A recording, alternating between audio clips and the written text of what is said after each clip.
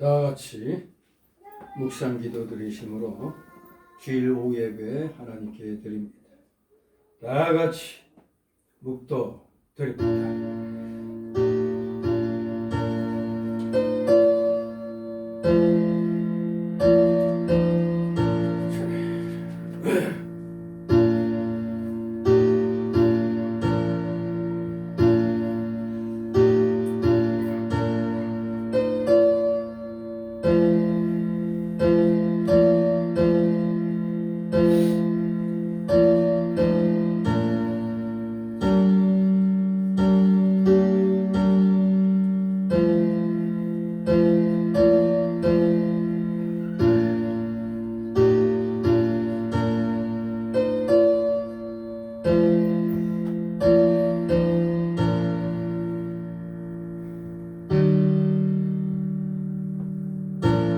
나를 인하여 너희를 욕하고 핍박하고 거짓으로 너희를 거스려 모든 악한 말을 할 때에는 너희에게 복이 있나니 기뻐하고 즐거워하라.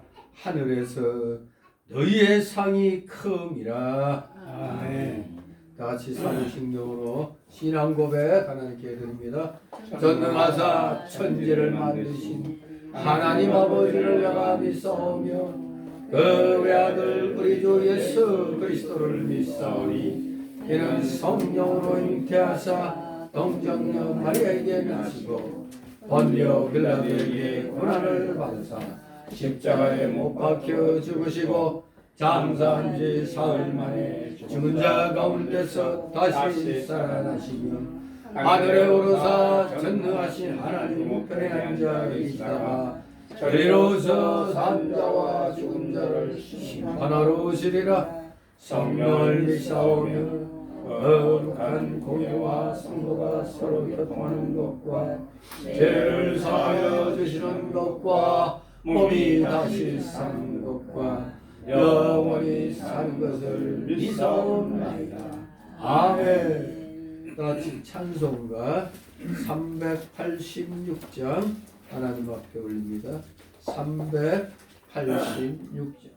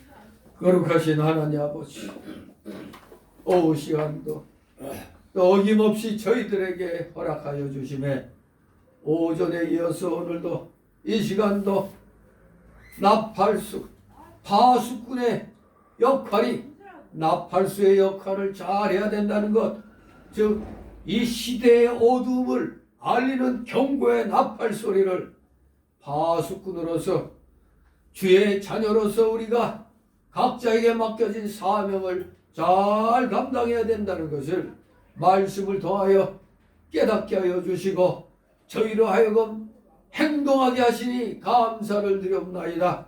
행동하지 아니하는 믿음은 죽은 믿음이라고 하였사오니 우리 모두 이 시대의 그 어둠을 분명히 깨달았다면 우리가 있는 어느 곳에든 가는 어떤 곳에서든지 악의 무리와 맞서 싸우면서 당당하게 주님의 귀한 진리의 말씀, 생명의 말씀을 선포하는 데 있어 우리 모두 부족함이 없는 진실로 진리의 용감한 자들 다 되게 하여 주시옵소서. 때가 심히 악하다 보니 구원받았다고 하면서도 구원받지 아니한 사람과 동일한 모습들을 보일 때가 너무나 많이 있나이다.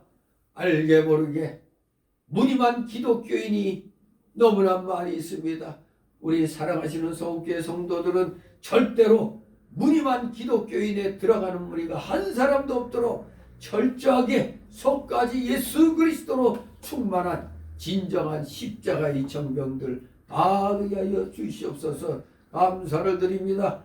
너무나 때가 악하다 보니 우리가 잠시의 그 어려움을 당하면 또 우리의 믿음을 양보할 때가 있나이다. 우리의 믿음이 약해지면 여지없이 그런 유혹에 빠지며 잠시의 그 소나기를 피해가려고 하는 그런 연약한 마음이 생깁니다. 진실로 우리 그렇게 되면 아니 되겠나이다.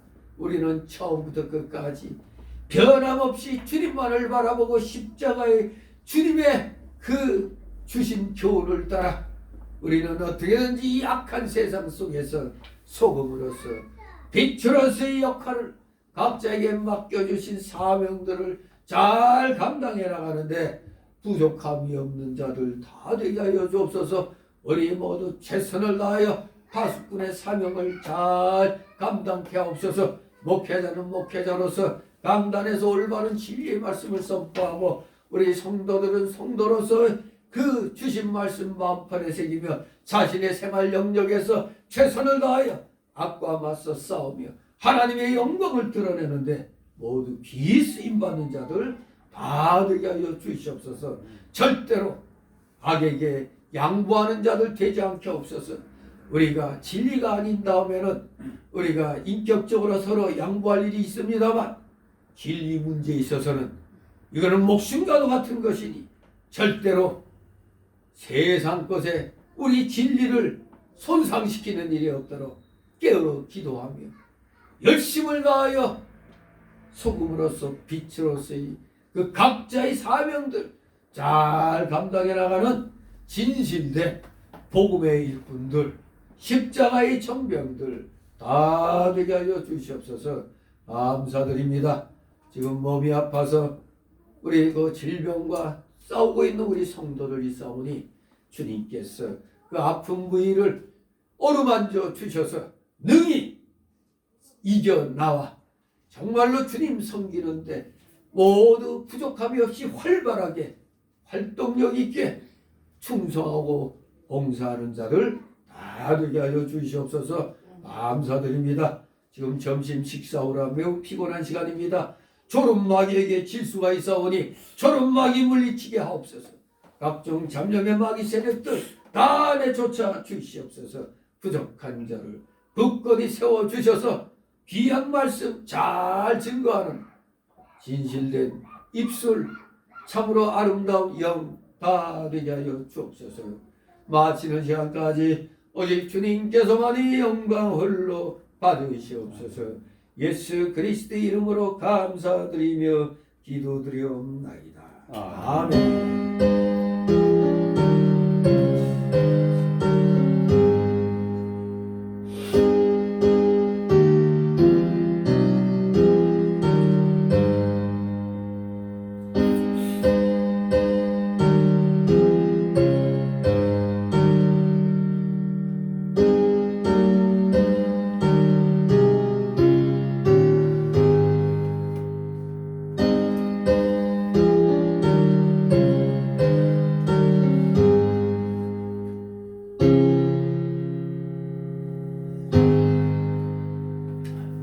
시간 함께 은혜 나눌 말씀 봅니다.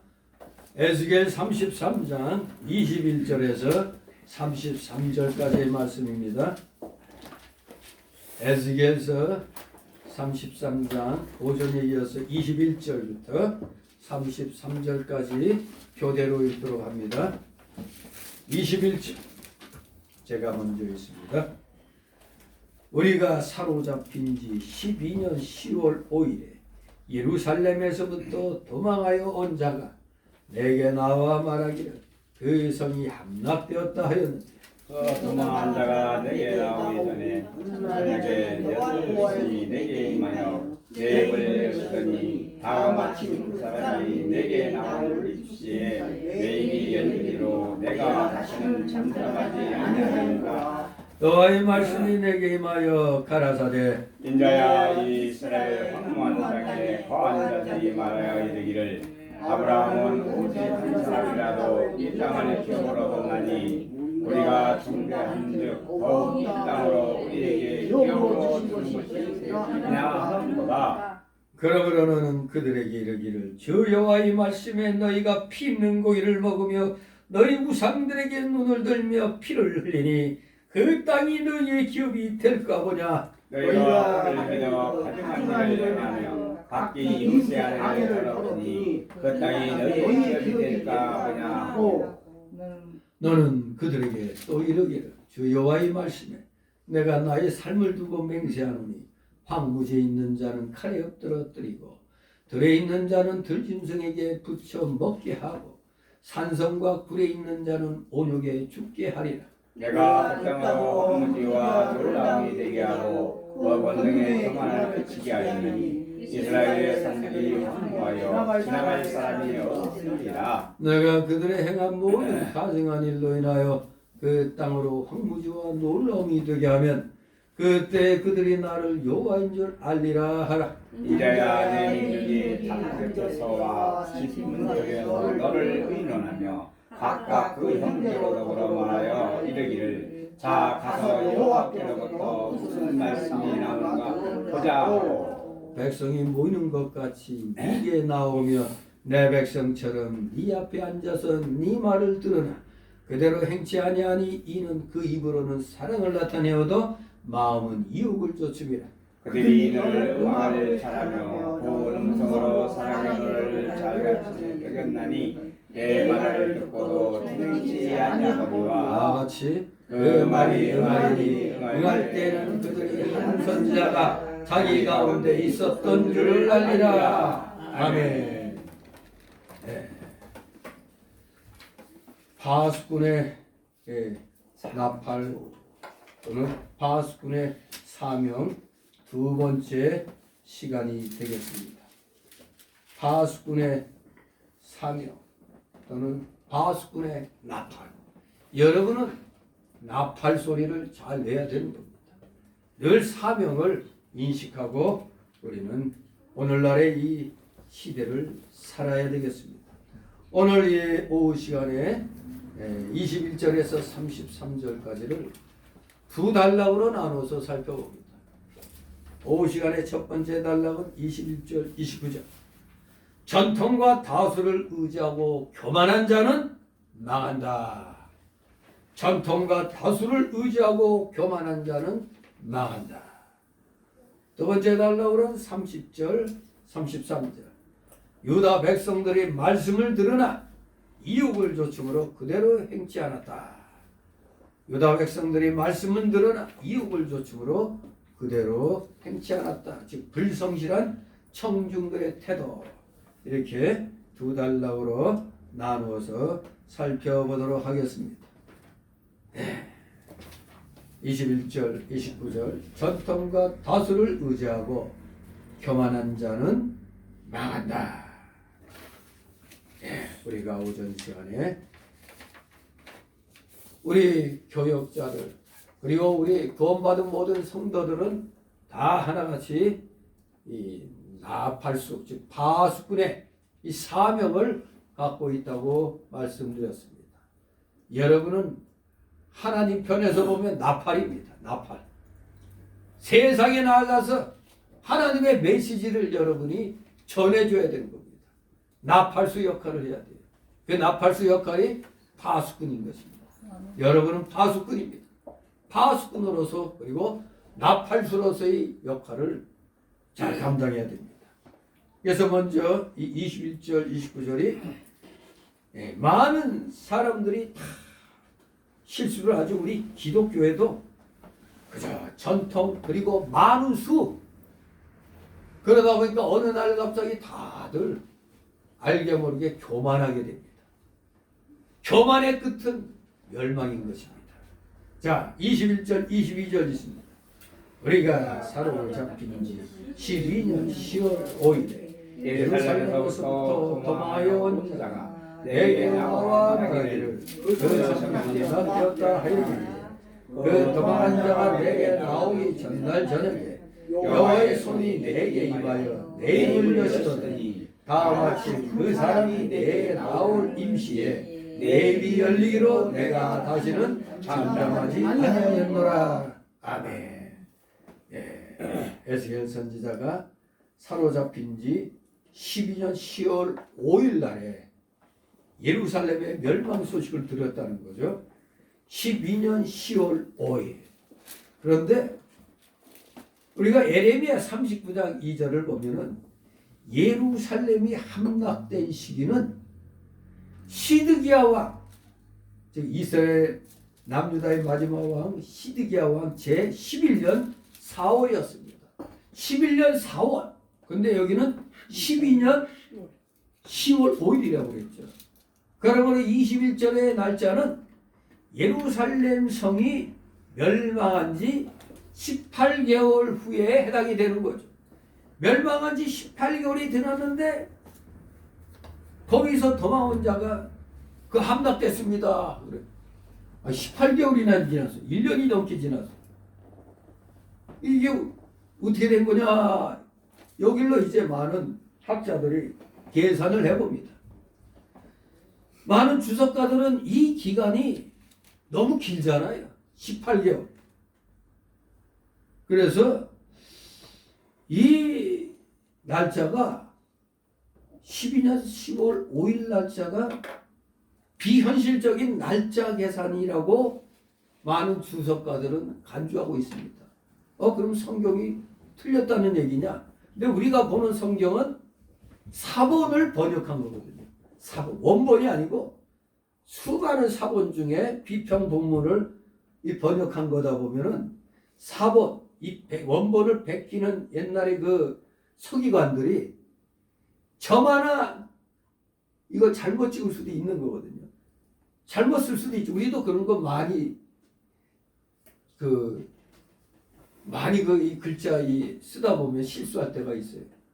아라고 써야 될 거 어라고 쓰기도 하고, 특히 카톡 같은 데 보면 바로바로 이렇게 막 문자 주다 보면은 어떤 거 보면 너무 그 받침이 틀린 게 엄청 많이 또 눈에 띄기도 하죠. 그냥 검토할 시간도 없이 그냥 보내기 눌러가지고 나중에 보니까 이거 글자가 잘못했네요. 이런 거 많죠. 그러니까 우리도 알게 모르게 뭘 베끼거나 쓰다 보면은 오자가 많이 나와요. 그래서 주석가들은 어떻게 해석하냐면 70인역이나 수리아 사본을 비롯한 많은 사본들은 이 마소라 사본의 12년을 11년의 5기로 보고 있습니다. 여기는 분명히 12년 10월 5일이라고 됐는데 이 12년이 사실 11년을 잘못 기록한 거다, 그렇게 보는 겁니다. 이 사본이니까 베끼다 보면은 실수가 있을 수가 있어요. 그 까닭이 바로 어디에서 연유가 되냐면 요 12년이나 11년 이 두 단어가 히브리어로 보면은 단 한 글자만 다를 뿐 아니라 발음상으로도 거의 구별하기 힘들기 때문이라고 그래요. 그러니까 이건 12년을 11년에 5기로 보고 있다 이겁니다. 12년을 11년을 갖다 잘못 보고 썼다. 또한 약 1세기 후에 에스라가 동료들과 함께 그 길을 4개월 만에 여행했다는 기록으로 추측해 볼 때 이거 에스라 7장 9절에 보면 그 4개월 만에 여행을 했다는 그 에스라 기록을 보고 여기 33장 21절에 도망자가 예루살렘에서 바벨론까지 도주해 오는 데는 한 6개월가량 소요됐다 이렇게 보는 게 합당한 계산이라고 할 수가 있죠. 에스라가 분명히 동료들하고 그 길을 따라 4개월 갔단 말이에요. 우리 도망자가 숨어서 이렇게 피하고 오는 기간도 넉넉히 잡으면 6개월이 합당하다 이렇게 보는 겁니다. 하지만 물론 이 에스겔서의 서로 다른 날짜 계산법이 혼용됐을 수도 있어요. 우리가 그 예수님 그 십자가에 달린 그 시간을 볼 때 뭐 6시, 9시 뭐 이렇게 나갈 때 이게 이스라엘인들의 시간 그거하고 로마의 그 시간하고 또 다르거든요. 그런 것을 생각해 보면은 이건 서로 다른 날짜 계산법이 혼용된 걸 수도 있다. 뭐 잘못 기록됐다고 그렇게 보는 것도 있지만 아니다. 이거는 서로 다른 계산법이 혼용됐을 수도 있다. 그리고 실질적으로 옛날이니까 아주 오늘날 같이 차로 왔다 갔다 하는 게 아니고 더구나 도망왔다 하면은 어디에 짱 박혀 있다가 1년이 지날 수도 있는 거거든요. 그래서 이 18개월 만에 소식이 전달될 수도 있죠. 왜냐하면 예루살렘에서부터 그 바벨론 그 지역까지 엄청 먼 길이거든요. 먼 거리. 옛날로 말하면 몇 달이 걸릴 수도 있는 거예요. 어떻게 보면. 아무튼 이렇게 날짜로 설왕설래가 오고 가고 있지만 분명한 건 뭐냐? 우리는 다른 것보다 뭘 봐야 되느냐? 예루살렘 성이 분명히 BC 586년에 멸망당했다는 것. 이것만은 분명한 겁니다. 약간의 날짜 계산에 차이가 있을 수 있으나 그런 것은 그때 그 상황에 따라 그렇게 될 수도 있고 아닐 수도 있는 거예요. 오기일 수도 있고 아니면 실질적으로 그렇게 걸릴 수도 있는 겁니다. 그러나 분명한 건 분명히 BC 586년에 멸망했다는 겁니다. 이렇게 에스겔은 예루살렘에서 도망하여 바벨론에 온 사람이 예루살렘이 함락되었다는 소식을 듣고 마침내 하나님의 예언이 성취가 됐구나. 하나님의 예언이 너희 멸망하리라 했단 말이에요. 예루살렘. 그러니 그 예언대로 예루살렘이 함락된 것이 확실하구나. 그러므로 더욱더 에스겔은 큰 뜨거운 사명감을 가지고 말씀을 전파했던 것입니다. 여기 22절 보면은 그 도망한 자가 내게 나오기 첫날 저녁에 여호와의 손이 내게 임하여 내 입을 여시더니 다음 아침 그 사람이 내게 나올 임시에 내 입이 열리기로 내가 다시는 잠잠하지 아니하였노라. 여기 22절에 이 여호와의 손이 내게 임하여 이 여호와의 손은 하나님의 능력과 권위를 상징합니다. 즉 하나님께서는 강권적으로 역사하셔서 에스겔 선지자의 온 인격을 지배하셨고 또 그에게 멸망한 예루살렘과 연관된 메시지를 구체적으로 전하도록 하신 겁니다. 23절 26절 있습니다. 23절에서 26절 여호와의 말씀이 내게 임하여 가라사대 인자야 이 이스라엘 황무한 땅에 거한 자들이 말하여 이르기를 아브라함은 오직 한 사람이라도 이 땅을 기업으로 얻었나니 우리가 중다한즉 더욱 이 땅으로 우리에게 기업으로 주신 것이 되느니라 하는도다. 그러므로 너는 그들에게 이르기를 주 여호와의 말씀에 너희가 피 있는 고기를 먹으며 너희 조상들에게 눈을 들며 피를 흘리니 그 땅이 너희의 기업이 될까 보냐. 너희가 칼을 믿어 가증한 일을 행하며 각기 이웃의 아내를 더럽히나니 그 땅이 너희의 기업이 될까 보냐 하고. 아멘. 여기 23절부터 29절까지 보면은 고향에 남아있는, 즉 아직 함락 직전 그 고향에 남아있는 예루살렘의 그 유대인들에 대한 심판의 메시지가 바로 지금 선포되고 있는 겁니다. 저기에 남아있는 저들 반드시 심판받는다는 겁니다. 엄청난 환난과 징벌을 통해 우리 하나님께서는 자신의 의를 드러내시는 그런 일을 하고 계시는 겁니다. 말 안 듣는 자들에게는 엄청난 환난과 징벌이 필시 임하게 되어 있는 겁니다. 그래야 하나님의 공의 하나님이신 것이 드러나죠. 나쁜 짓 하는데도 아무 일이 안 일어난다? 공의 하나님이 아니죠. 반드시 하나님의 의를 드러내시는 겁니다. 고통과 우고를 내리시는 하나님의 의도는 뭡니까? 궁극적으로 하나님 백성들로 하여금 여호와를 알도록 하기 위함입니다. 하나님이 살아계시다는 걸 알도록 하기 위해서 잘못했을 때 고통과 우고를 내리시는 겁니다. 지금 여기 예루살렘이 함락되었지만 그래도 그 예루살렘에 남아있는 사람들 아직도 정신 못 차리고 있습니다. 그들은 뭐라고 중얼거리느냐? 지난날 아브라함은 한 사람이라도 이 가나안 땅을 기업을 얻었는데 자기들은 분명히 아브라함의 자손이고 또 사람 수도 엄청 많기 때문에 더욱더 그 예루살렘 땅을 하나님이 자기들에게 주시리라 이 착각하고 있는 겁니다. 정말로 이들은 자기들이 아브라함 자손이니까 분명히 자기들에게 복을 주시리라고 믿고 있었던 겁니다.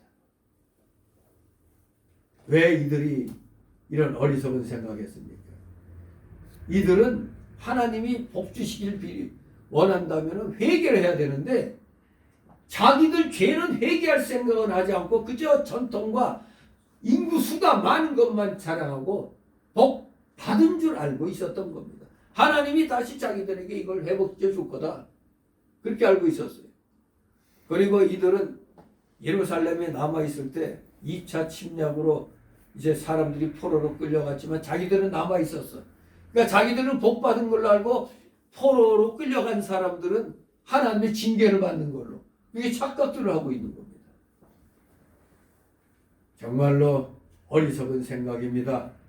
저들은 이렇게 복 받은 줄 알고 있으면서 무슨 행동했어요? 마치 구원파 같이 아무리 죄 지어도 우리는 죄인이 아니다 이런 생각하고 피 있는 고기 먹고 피 있는 고기 먹으면 안 되잖아요. 생명이 있대. 피에 생명이 있기 때문에 피채 먹지 말라고 그랬잖아요. 피 있는 고기를 그냥 아무렇지도 않게 먹고 그리고 우상도 섬기고 오늘날에 우리 저 좌파에 속한 저 가짜 성도들, 그 가짜 성도죠. 그냥 교인은 교인이죠. 교회에 그 기록을 해놨으니까 교인은 교인인데 가짜 교인이죠. 우상 섬기는 거 아니에요. 공산주의자들을 갖다 지지하는 건 우상 숭배하는 거랑 똑같은 건데. 나라가 망했는데도 여전히 우리는 하나님의 자녀야 하면서 피채 고기 먹고 하나님이 하지 말라는 것만 골라서 하고 있어. 우상 숭배하고 또 서로 사랑으로 이렇게 감싸 안아야 되는데 서로 피를 흘리고 또 칼을 믿어서 가증한 일을 행하고 또 이웃의 아내를 더럽혀 간음을 행하고 있었던 겁니다. 아무렇지도 않게 하나님이 하지 말라는 것만 지금 골라가지고 하고 있어요. 신기하게도 이렇게 하기도 힘든 겁니다. 멸망기에 이르렀을 때 회개할 생각해야 되는데 피부로 지금 눈앞에 와서 느껴지고 있는데도 이걸 깨닫지 못하는 거예요. 지금 우리나라 지금 제2의 IMF가 눈앞에 지금 이미 스며들고 있는데도 잘한다고 그러는 인간들이 있어. 이거 양심이 있는 자들이 지금 이 정권이 잘해요. 나라 다 거덜나고 있는데 이게 잘한다고 하는 그건 제정신이 아닌 거죠. 이 나라가 거덜나는데 뭘 잘해? 잘하는 게 나라를 송두리째 중국 공산당에게 다 넘겨주고 있잖아요. 지금.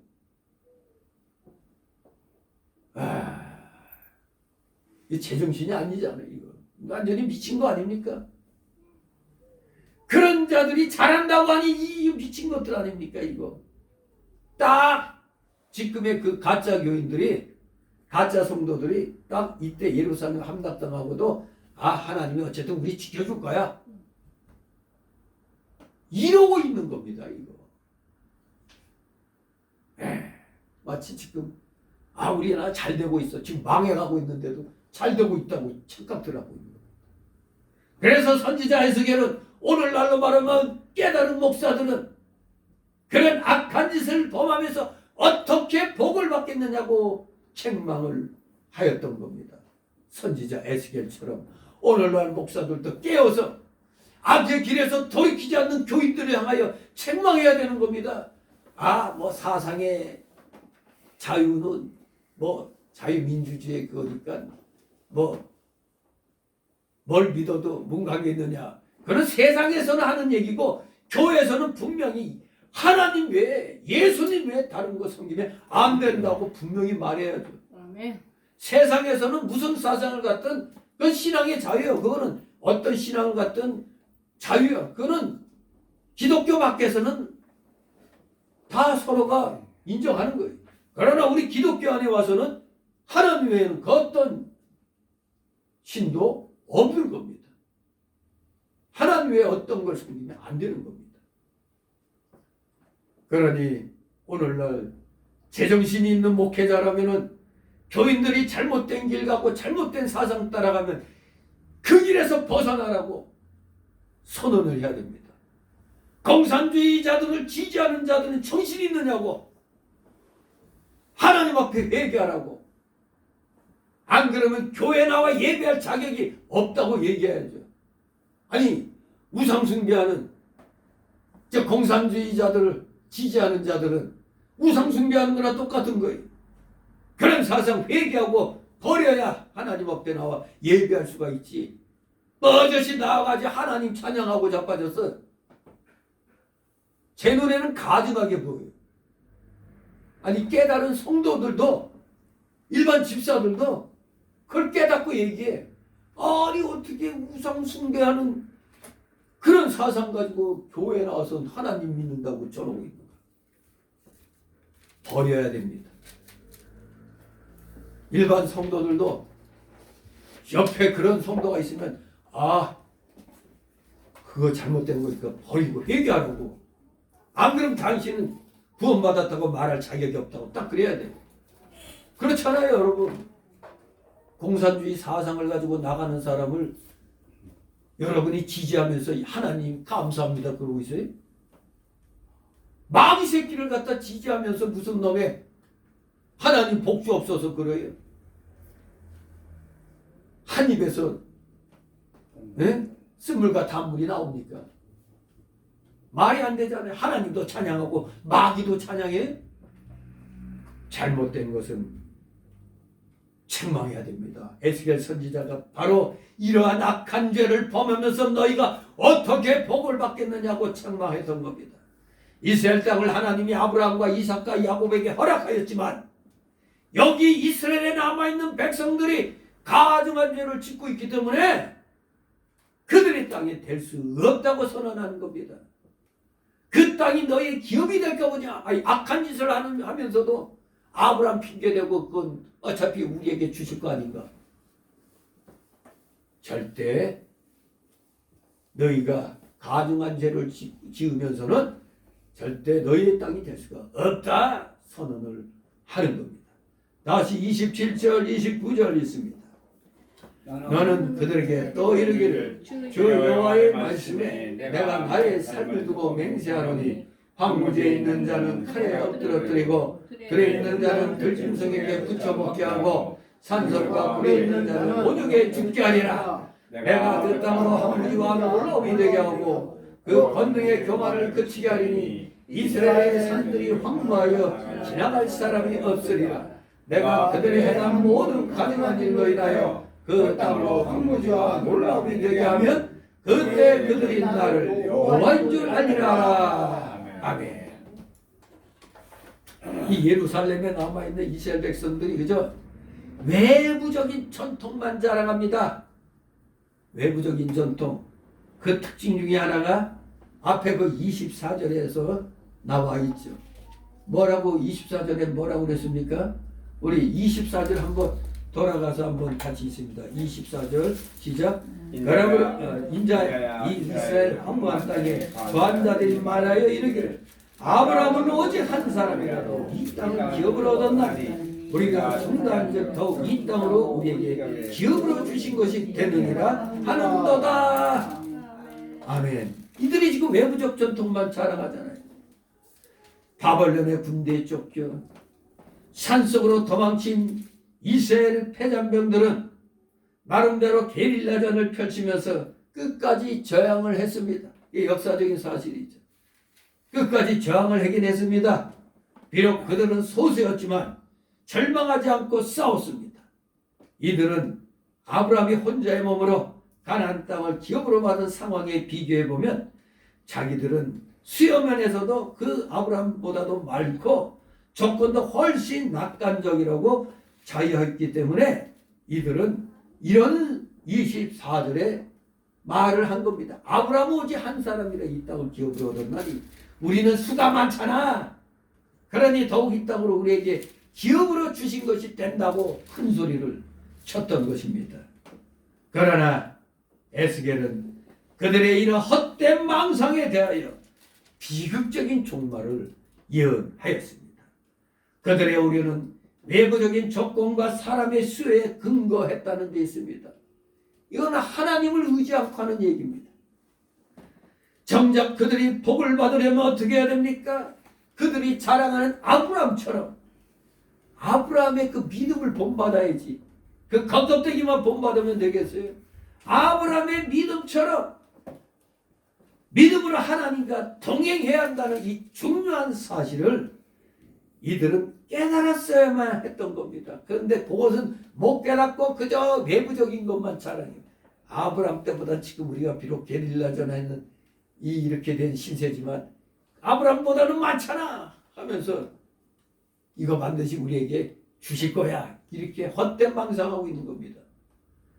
악한 짓을 하면서 즉 여기에 무슨 짓거리를 했어요? 아까 피 있는 고기 먹고 우상 섬기고 이런 짓을 하면서 우리는 하나님의 복을 받는다고 이렇게 외부적인 전통만 자랑하고 하나님 떠나가지고 가증한 죄를 계속 짓고 나갔던 겁니다. 이걸 회개해야 되는데 회개하면서 하나님 주옵소서 해야 되는데 거꾸로 하지 말라는 것만 골라하면서 아브라함처럼 복 받는다고 이렇게 착각을 하고 있었던 겁니다.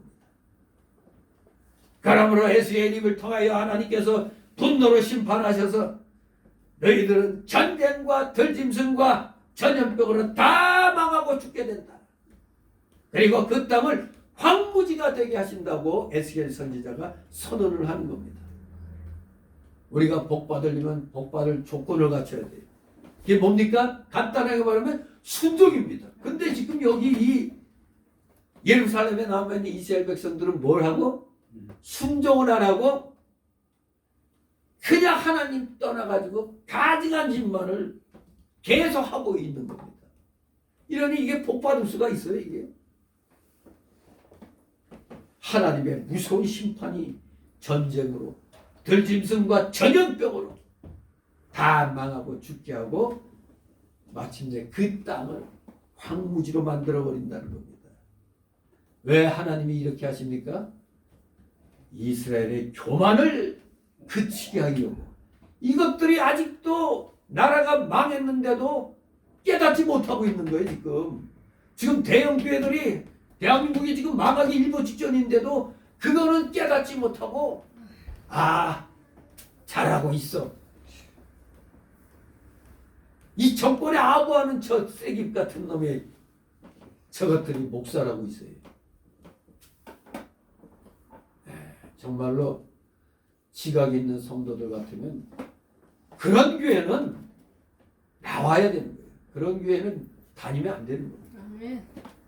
불의와 싸울 줄도 모르고 그저 여기가 좋사오니 시설 좋고 재미있는 거 하고 여기에 취해가지고 지금 영적인 위험을 깨닫지 못하고 있는 겁니다. 이건 철저하게 목회자 잘못인 겁니다. 교인들이 그렇게 나가면 깨닫도록 해야 될 거 아닙니까? 책망을 해서라도 정신 차리라고 해야 되잖아요. 심지어 어떤 목사는 우리 동네에 나 그런 목사가 있다는 게 창피한 건데 뭐? 주민자치위원회에 나가서 일하고 있다고 그랬어요. 그 빨갱이 단체인데 거기 왜 나가냐고 내가 그랬다고요. 그게 6.25 때 인민위원회인데 그게 주민자치에 거기 나가서 일하는 당신 정신 나갔냐고. 그 빨갱이 단체라고 내가 그랬다고요. 만약 잘못된 날에는 그 주민자치위원회가 6.25 때 인민위원회가 돼가지고 교인들 잡으러 다닙니다. 그러니까 거기에 대항해서 운동하고 있는 게 자유마을 운동 아닙니까? 그게 정말로 이 국민들이 망할 짓만 하고 있어요. 어떤 보면 주민자치라고 그러니까 우리 요새 동사무소 이름을 뭐라고 그러죠? 주민센터라고 그러죠. 그러니까 동사무소에서 하는 걸로 착각하는 거야. 이게 주민자치니까. 돈도 없는데 무슨 거기에다 또 돈까지 대주잖아. 이런 기가 막힌 겁니다. 이거 목사들이 깨우쳐줘야 되는데 이거 아는 목사들이 별로 없더라고. 답답한 거죠. 너무 목사들이 몰라요. 세상의 흐름을 몰라요. 그런 목사들은 필수적으로 대한민국이 한반도의 그 보조선 때부터의 역사를 모르는 겁니다. 부족국가 시대부터 그 많은 나라들이 왜 멸망했는가도 모르고 그냥 그리고 대한민국 건국 역사도 모르는 것들입니다. 목사들이 역사를 모르면 망하는 겁니다. 우리 국민들이 이 한반도의 역사, 대한민국의 역사를 모르면은 망하게 돼 있어요. 역사를 잊어버리는 민족은 핏이 망하게 돼 있는 겁니다. 역사를 똑바로 알아야 돼요. 지금 대한민국 역사는 좌파 역사예요. 다 좌파 역사가 다 뒤집어놨어요. 이 대한민국 역사를. 그러니 이걸 바로 가르칠 때는 교회밖에 없습니다. 목사들밖에 없는데 목사들이 공부를 안 해. 참 엉터리 너무 많습니다. 그러니 지금 망하는 길 가는 거 보고도 얘기를 안 해. 모르니까. 모르면 목사들은 몰라서는 안 되죠. 목사들은 누구보다 파수꾼의 역할을 해야 되는데 목사들이 모른다고 나 몰랐어 그런다고 하나님이 면책해 주시겠어요? 그러면 네 잘못이 더 커 그러지. 정말로 하나님은 에스겔 선지자를 통해서 아직도 나라가 망했는데도 정신 못 차리는 저 이스라엘 백성들의 교만을 그치게 하려고 이렇게 에스겔을 통해서 책망을 하시는 겁니다. 그들이 마침내 다 망한 다음에야 결국 하나님은 공의대로 행하시고 범죄함은 용납하지 않으시는구나. 그걸 비로소 깨닫게 된다는 겁니다. 제가 그래서 농담같이 말하는 게 있었죠. 맞고 정신 차릴래? 안 맞고 정신 차릴래? 안 맞고 정신 차려야죠. 실컷 얻어맞고 피눈물 흘리고 나서 정신 차리는 것보다 미리 역사를 통해서 깨닫고 안 맞는 게 낫잖아요. 우리는 이미 역사적으로 이 한반도에서의 그 역사는 우리 민족은 그야말로 피눈물의 역사였어요. 그러니 2차 세계대전 끝나고 난 뒤에 유엔이 설립되고 나서 우리나라의 세계 위치로 볼 때 꼴찌요 꼴찌. 유엔가 있고 120몇 개국 중에 거의 120몇 등이에요. 그런 나라가 지금 왜 미국이 어디 가서도 가장 자랑할 수 있는 게 대한민국이에요. 왜? 미국에 의하여 해방이 되고 미국에 의하여 대한민국이 건국되고 미국 때문에 6.25의 그 아슬아슬한 멸망기에서 메가더 인천 상륙작전으로 기사회생했잖아요. 그 6.25 비사를 보면은 정말 손에 땀이 날 정도. 미국도 우리가 낙동강까지 밀렸을 때 우리나라 포기하려고 했어요. 그래서 뉴 코리아를 만들려고 그랬대. 어디로?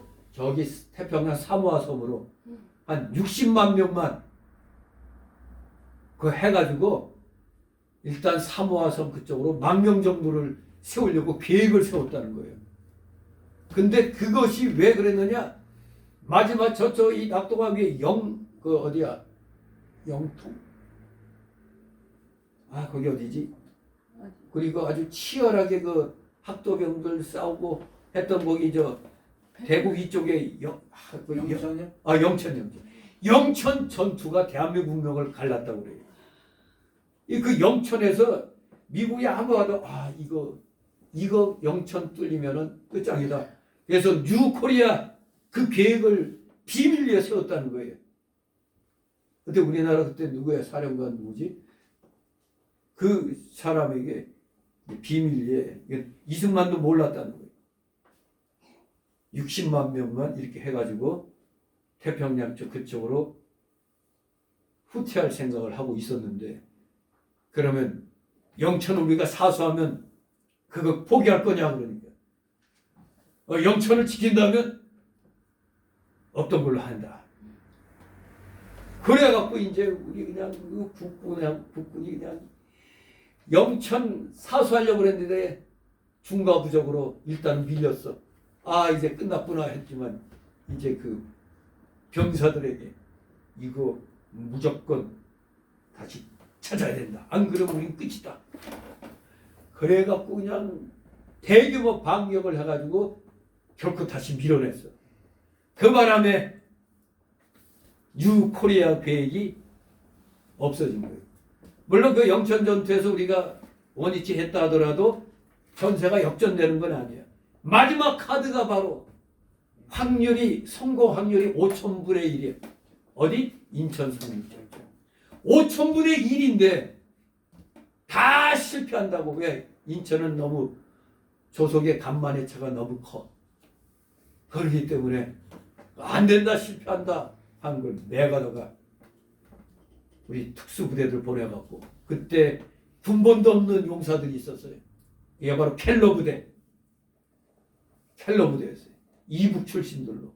이 켈러 부대를 투입해가지고 거기에 지형, 해도 모든 걸 그냥 다 자세하게 하고 나서 마지막에는 팔미도를 점령해가지고 거기 등대에 불을 밝히고 성조기를 꽂으면은 그 인천 앞바다 쭉 거기서 이제 상륙하기 위해서 기다리는 메가더가 그 성조기를 딱 보면은 상륙작전 시작하려고 하고 있는데 꼭 무슨 영화 같아. 그 팔미도 거기에 그래서 이 특수부대 몇 명이 하여간 그 팔미도를 점령을 해가지고 등대를 딱 박히려고 했는데 시간은 거의 다 돼가는데 몇십 분 안 남았다는데 등대를 밝히려고 하는데 세상에 등대를 밝힐 때 뭐 여기 꽂는 이 나사가 빠져 있다는 거예요. 완전히 영화 한 장면이지. 거기에 그 작전에 참여했던 켈러 부대가 증언할 때 모두 절망감에 빠졌다는 거예요. 이게 등대 불을 밝혀줘야 상륙작전 할 텐데 이 시간 보니까 뭐 메가더는 0시 40분인가 30분에 그 안에 해라 그랬는데 아니 시간은 다 돼가고 마침내 시간이 지나버렸어. 그 작전 시간 제한 시간보다 지나버린 거예요. 모두 절망해가지고 아무도 그냥 덜커덕 그 자리에 주저앉았는데 이거 그 영화 같아. 턱 주저앉았는데 뭐가 손에 뭐가 하나 잡히더래. 뭐가 그 등대 그거 밝히는 그 나사가 바로 손에 뚱하니 주저앉았는데 그 어두운 데서 그 손에 딱 잡힌 거라는 거예요. 그래서 비록 시간은 좀 지났어도 얼른 그걸로 끼워가지고 등대를 쫙 밝혔어요. 메가더는 초조하게 인천 앞바다에서 등대 밝히기만 기다렸는데 마침내 등대가 쫙 펴졌어. 근데 문제가 있어. 저게 아군이 밝힌 거냐 적군이 밝힌 거냐 이게 문제. 그래서 메가더가 그때 그럴 때를 대비해서 만약에 점령했으면 성조기를 걸어라 했단 말이에요. 그래서 불이 나게 또 성조기를 딱 걸고 메가더 망원경을 딱 보고 성조기 상륙 해가지고 그래서 시작이 된 거예요. 그게 역전 6.25의 역전이 거기에서 일어난 거예요. 그야말로 인천 상륙작전이 성공 확률이 5,000분의 1이었더니 거의 불가능하다고 본 거예요. 근데 메가더는 끝까지 주장했다는 거예요. 모든 장군들이나 이 워싱턴에서는 안 된다 그랬는데 메가더가 끝까지 우겨가지고 인천 상륙전을 감행한 거예요. 그 바람에 6.25의 역사가 뒤집히게 되는 겁니다. 영천 전투에서 완전히 밀렸으면은 뉴코리아로 우리가 지금 인민군 치하에 살고 있었을 거예요. 정말 이거는 6.25의 비사 중에 비사라고 해요. 이게 저 태평양 사모아 섬으로 옮기려고 했다는 거예요. 60만만. 기가 막히죠. 아무튼 전에 인천 상륙작전이라고 영화도 나왔죠. 네, 영화도 나왔는데 그때는 그 누구지? 우리나라 영화 그 누가 거기 주인공 나왔더라. 그러니까 비슷하게 그렸어요. 그냥 아슬아슬하게 정말로 그 등대 불 밝히고 한 일이. 아무튼 근데 또 하나 문제가 있었다는 거예요. 먼저 1차로 이 조속 한만의 차이로 작전할 수 있는 시간은 3시간밖에 없다는 거예요. 배들이 그 뻘에 그냥 박혀버리면 큰일 나거든. 일단 일진이 그냥 미 해병대하고 한국 해병대가 쫙 상륙했는데 그때가 180명인가 맨 처음에 일진으로. 근데 문제는 다시 이제 썰물이 돼버리는 거야. 그러니 이제 후속 부대가 상륙을 해야 되는데 그래서 그 다시 밀물이 올 때까지 8시간인가 9시간이 있었다는 거예요. 그래도 메가더가 그 앞에서 9시간을 버텼다는 거예요. 9시간을 기다렸다가 제2진 밀물 때 완벽하게 그냥 거의 그 인천 상륙하기 전에 융단 폭격을 했대요. 그냥 200 몇십 대의 그 함포 사격에다가 또 비행기까지 몇 시간을 했더니 근데 인민군들이 사기가 다 떨어져가지고 왜냐면 생전에 그런 무시무시한 융단 폭격은 처음 보니까 250대의 그 배에서 뿜어대는 함포 사격에 비행기가 와서 그냥 때리니 거의 뭐 도망가다시피 했다는 거예요. 그냥 뭐 완전히 사기가 땅에 떨어져가지고 아무튼 이거 대한민국이 살아나려니까 영천 전투에서 일단은 적의 진노를 막고 그 다음에 그 틈에 또 인천 상륙작전 처음에는 군산으로 갈까 평택으로 갈까 원산으로 갈까 막 그랬다니까.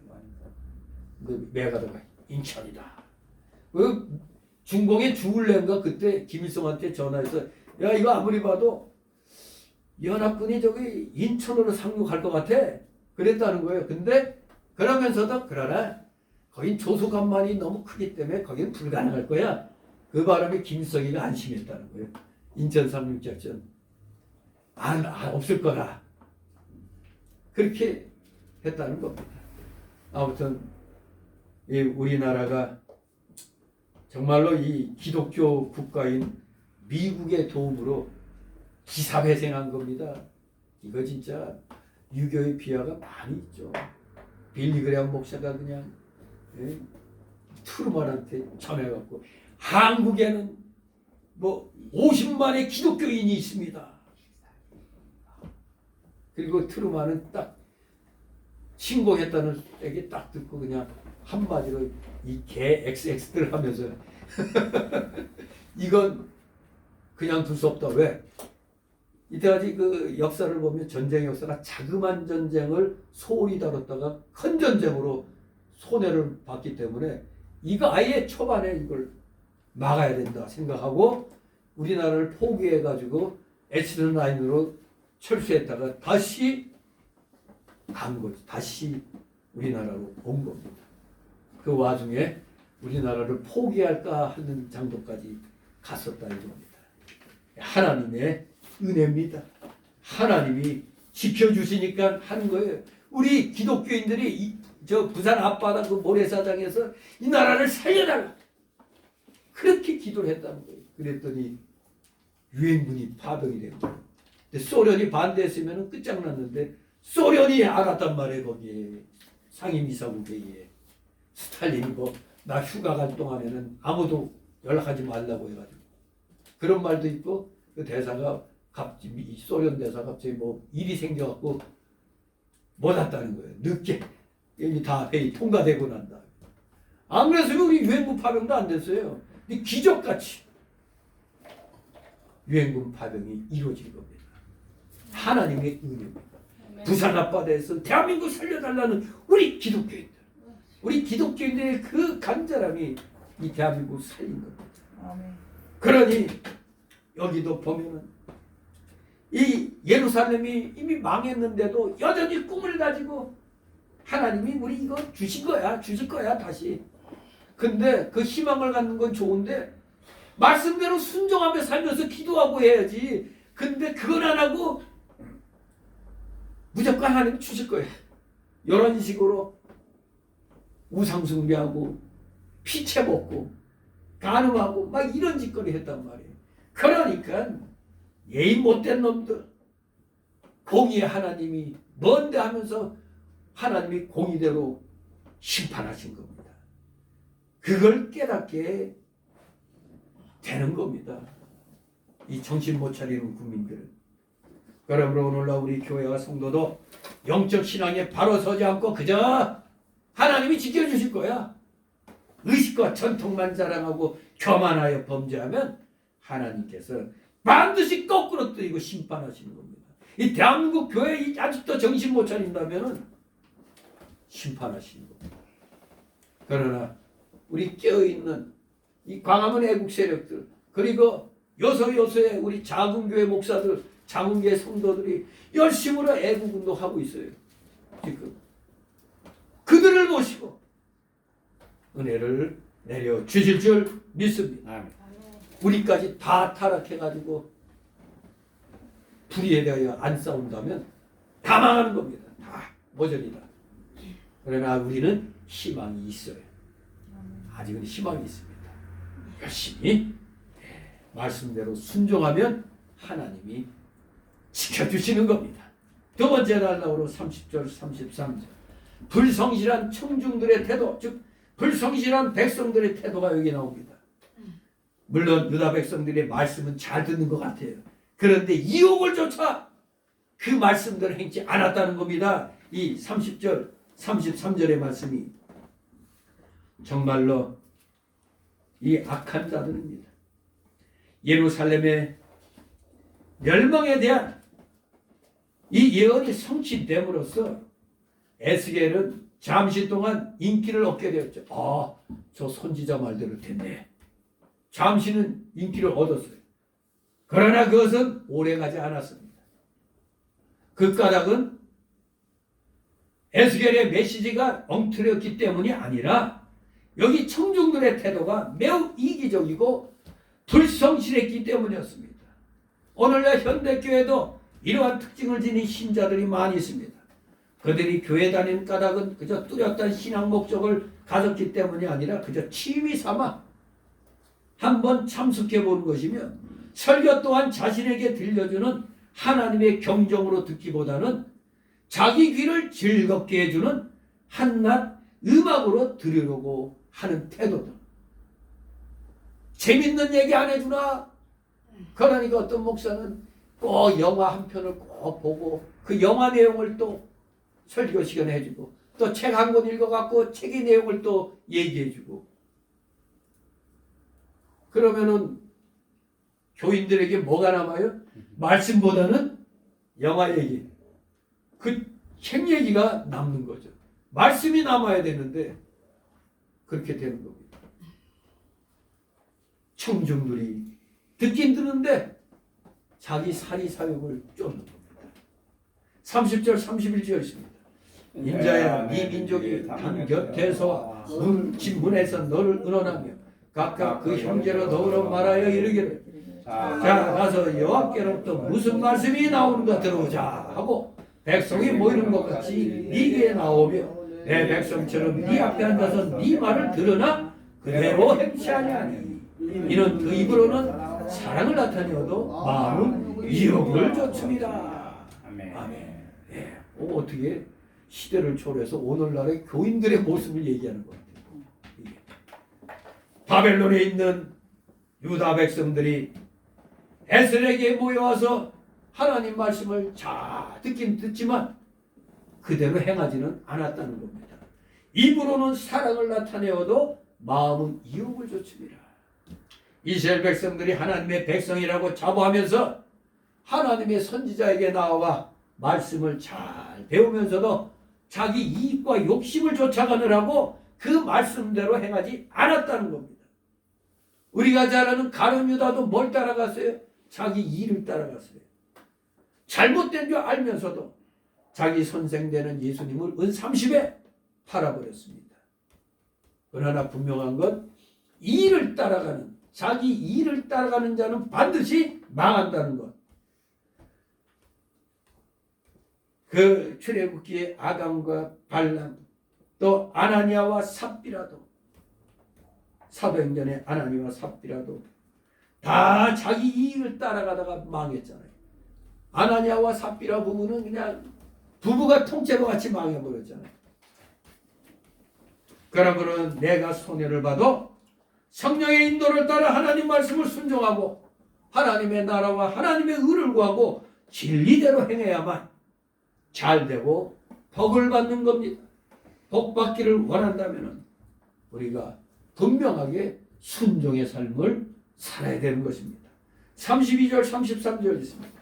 그들이 너를 음악을 잘하며 온 음성으로 사랑의 노래를 하는 자같이 여겼나니 네 말을 듣고도 주력치 아니하거니와 그 말이 응할 때에는 그들이 한 선지자가 자기 가운데 있었던 줄을 알리라.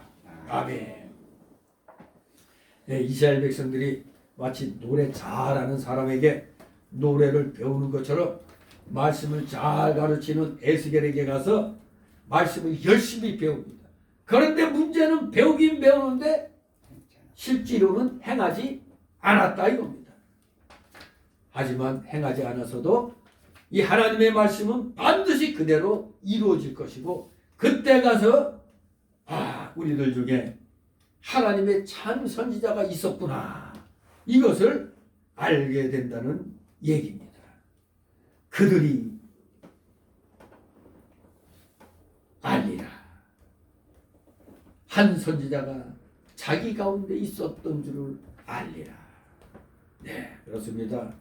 참 선지자는 거짓 선지자와는 달리 그 예언의 성취로 말미암아 그 진정성이 입증됩니다.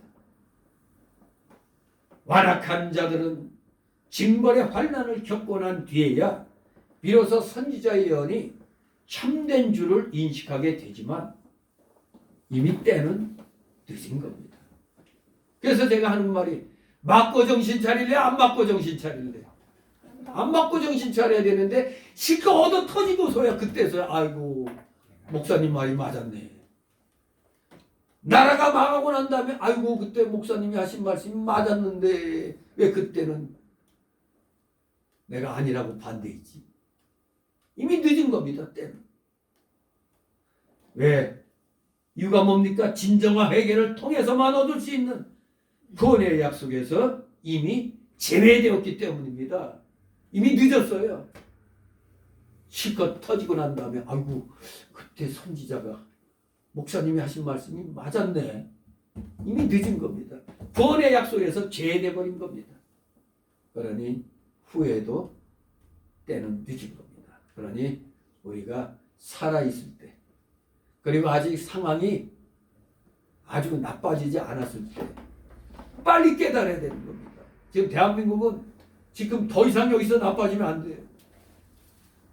이거 지금 우리 그때 IMF 때 어떤 일이 일어난지 알잖아요. 우리나라 기업들이 30대 해당되는 기업들이 거의 다 그냥 몇 개만 남고 다 넘어갔죠. 지금 여기 홈플러스 우리 애국 국민들은 뭐라고 그러는지 아세요? 거의 다 그거 잘 망했다고 그러죠. 지금 12월 29일 날이면 12월 29일까지 이제 그 홈플러스를 사겠다는 자들 안 나서면 그냥 정리 들어갑니다. 시건방진 놈들이 노조 만들어가지고 강성노조로 또 유명한 게 홈플러스예요. 현대차 못지않게. 저들 망해야 싸다 그런 말이 그래서 나온 겁니다. 맨날 뭐 탄핵받지 달고 어쩌고 하니까 손님들이 미워갖고도 안 갔어요. 그냥. 괘씸한 놈들. 그러더니 뭐 이 정권이 지들 뭐 살려줄 줄 알고 도와달라고 그러니까 공기업 아니기 때문에 우리 몰라. 그러니까 모두 다 댓글 읽어보면은 싸다 싸 그래. 저것들은 망해야 돼. 그리고 이제 아주 쉬고 싶으면 아주 집에 가서 쉬어라. 이러고. 때는 늦었습니다. 때는 늦은 거예요. 진작 정신 차려가지고 같이 세사 살리려고 했어야지. 지금 멋모르고 오래 거기에 들어갔던 사람들은 그냥 앉은 자리에서 몇 억 날리는 거예요. 보증금이고 뭐고 지금 못 받게 되는 상황이 되는 거예요. 기가 막힌 거죠. 오래 멋모르고 거기에 입점했다가 지금 전기세도 못 내가지고 몇백억이 밀렸다네. 전기세도. 아이고 그 비참하더라고요. 홈플러스 보면은 이제 29일 며칠 안 남았어. 농협 보고 더블당 이제 농협 보고 인수하라고. 아 무슨 소리냐고. 우리도 하나로 때문에 지금 적자인데 우리가 어떻게 우리 못한다고 그냥. 농협도 그냥 손 떼어버렸어. 참말로 진작 깨달았어야지. 회사는 어려운데 월급 올려달라고 그 짓거리 하고 있으니 이게 되겠어 이게? 에? 어떤 회사는 회사가 어렵다니까 받은 월급까지 돌려주고 일단 회사부터 살리고 오자 해도 결국 회사가 살아나니까 배로 돈이 나오잖아. 회사가 사니까. 아무튼 우리 선지자가 말씀을 통하여 바른 말 하면은 바로 하나님의 성령이 주시는 말씀을 알고 순종하면 돼요. 그런데 그저 자기 사상이 우선이니까 말씀이 아무리 바르게 선포돼도 안 들어. 완악한 마음들이 목사님 몰라갖고 저래. 아휴 진짜네. 누구보다도 일찍 깨달아갖고 난 김대중 때부터 외친 사람이에요. 아 얼마나 저도 힘들은지 몰라요. 안 하고 싶은데 하나님의 성령이 그냥 내가 괴로워서 외치지 않으면 못 견디겠더라고. 떠난 사람도 있어요. 노면 때도 또 외치고.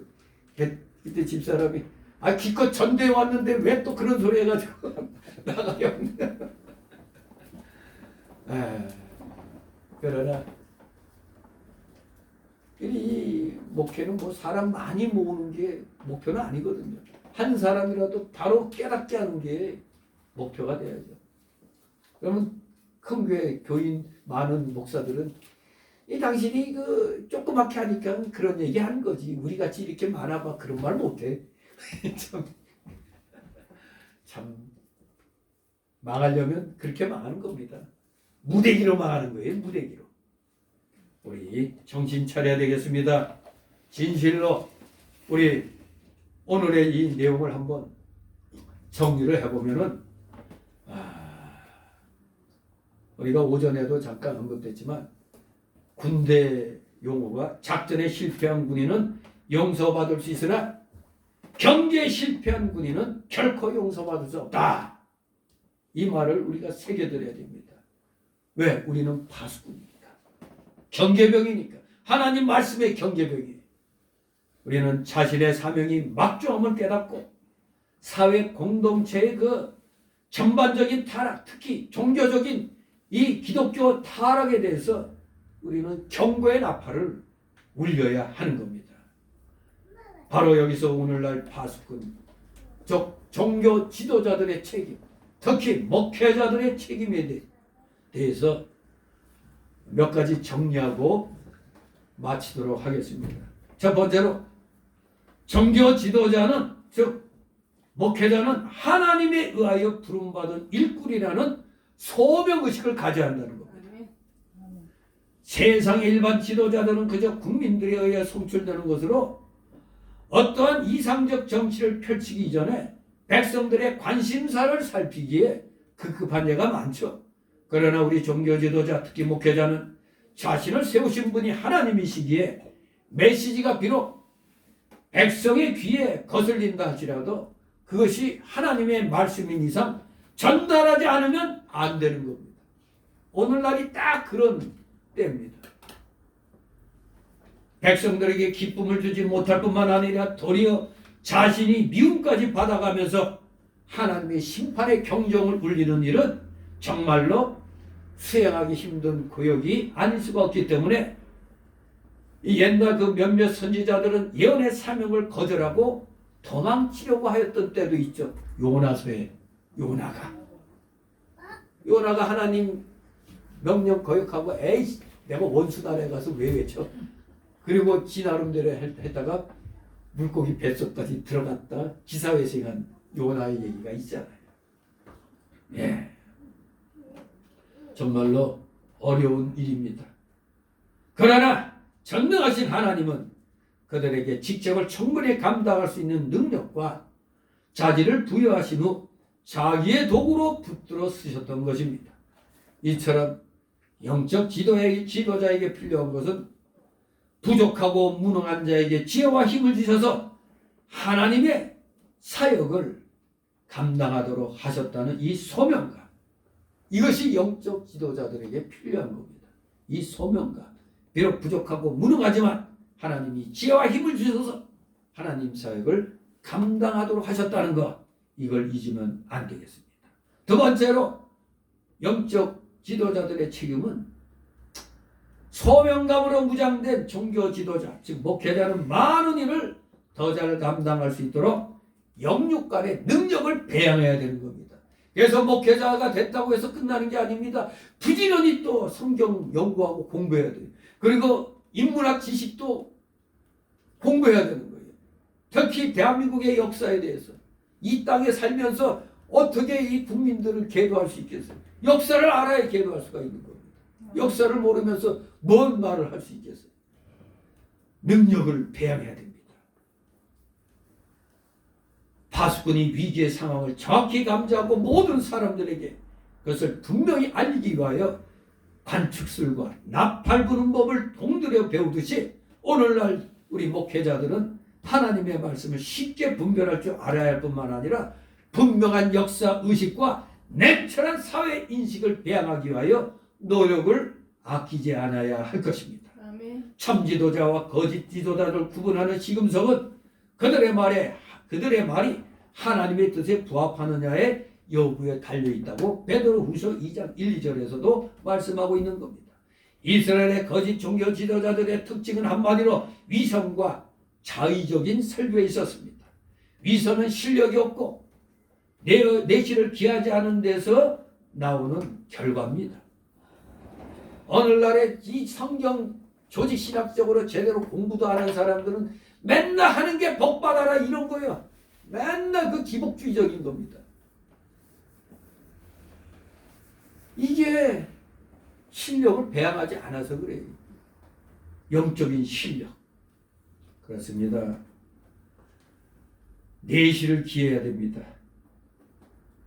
그러므로 올바른 목회자들은 자기 직책을 충분히 감당할 수 있는 능력을 배양하는 데 최선을 다해야 되는 겁니다.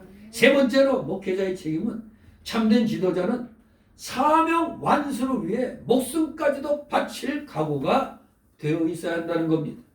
책임 완수야말로 소명의 목적입니다. 늑타라로 오는 이리를 보고도 도망치는 사뿐이 아니라 양떼를 위하여 목숨을 아끼지 않는 목자의 자세로 임해야 한다는 겁니다. 이게 바로 요한복음 10장 15절의 말씀이죠.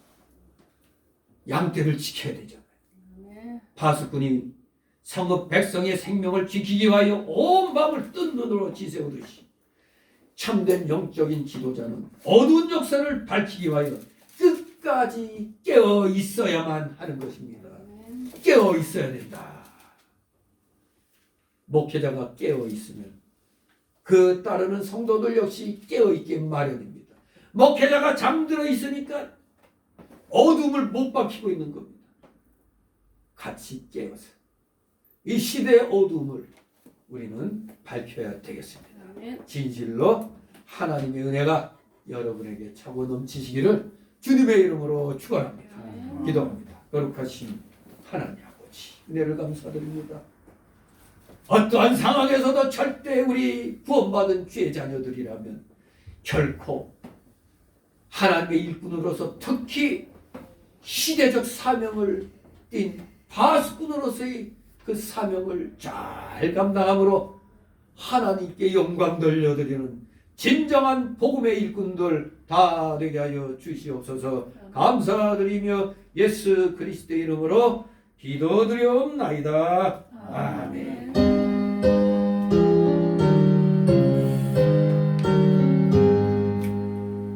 다 같이 찬송가 476장.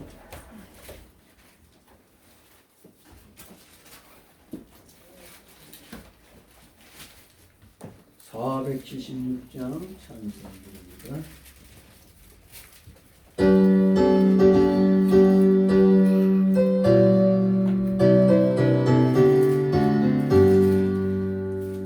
주 예수 닮은 법에 나 편히 안겨서 그 거신 사랑 안에 나 편히 영광의 들을 넘고 저 푸른 바다 넘어 천사의 노래소리 내 귀에 들리네. 주 예수 닮은 품에 나 편히 안겨서 그것이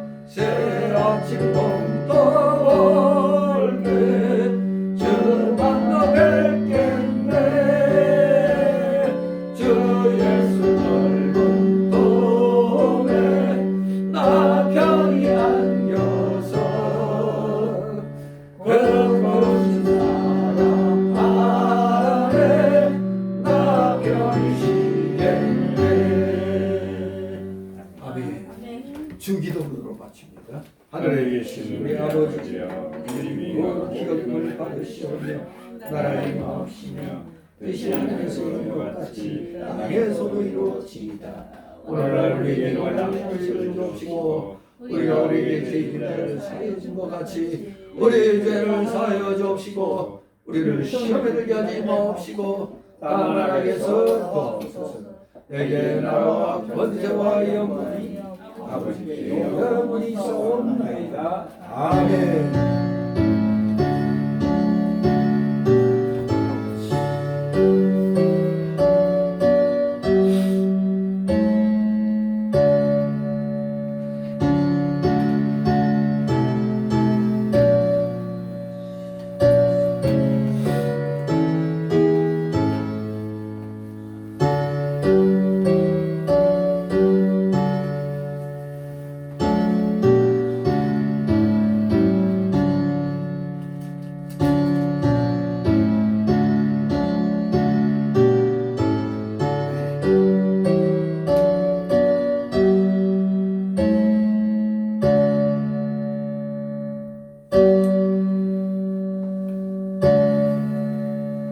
네, 수고들 하셨습니다.